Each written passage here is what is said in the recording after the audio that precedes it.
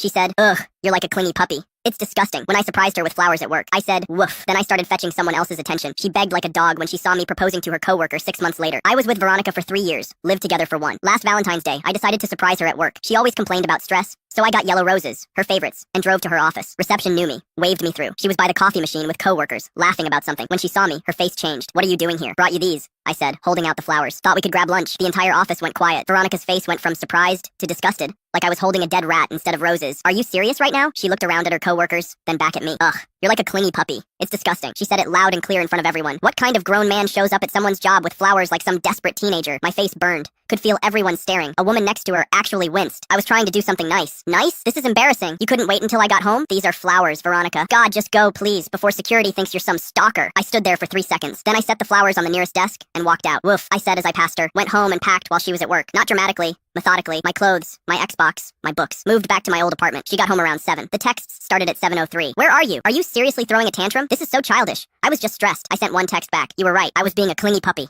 Fixed it. Then I blocked her number. 2 weeks later, I got a LinkedIn message from Iris, the woman who'd winced during Veronica's performance. I wanted to apologize for not speaking up. That was awful to witness. We messaged back and forth. She seemed cool, funny, normal. We met for lunch at a Thai place. Found out she was a graphic designer, loved horror movies, had a cat named Salami. She told me about the office dynamics. Veronica had a reputation for being harsh. Half the office thought the flowers were sweet, Iris said. We started meeting regularly. Just friends at first. But then Veronica found out. One night, Iris texted, so your ex just confronted me in the bathroom at work. Said I was violating girl code. What did you do? Told her there was no code for publicly humiliating someone. She didn't like that. That weekend, Veronica escalated. Showed up at the coffee shop where Iris and I were sitting. Walked right up to our table. Really? This is what you're doing now? We're having coffee, I said calmly. How long has this been going on? Having coffee? About an hour. God, you really are like a puppy. Already following someone new around. What, did you bring her flowers too? No. Learned my lesson about that. Her face twitched. I was having a bad day, and you chose to handle it by humiliating me in public. That was your choice. Living with the consequences is also your choice. Iris sipped her coffee. Sounds better than someone who insults their partner in public. Veronica stormed off. That night, Iris texted, so, are you planning our wedding in your head? Because I'd like input on the cake. I laughed so hard I scared my neighbor's dog. 6 months later, I took Iris to dinner at that same Thai place where we had our first lunch. Told her I needed to tie my shoe. Dropped to one knee instead. Iris, you've made the last 6 months better than the last 3 years. You've shown me what it's like to be with someone who actually likes me. Public flowers and all. Will you marry me? She said yes. The next Monday, I walked into Iris's office building to take her to lunch. Same receptionist who'd witnessed the flower incident grinned. Flowers today? In the car.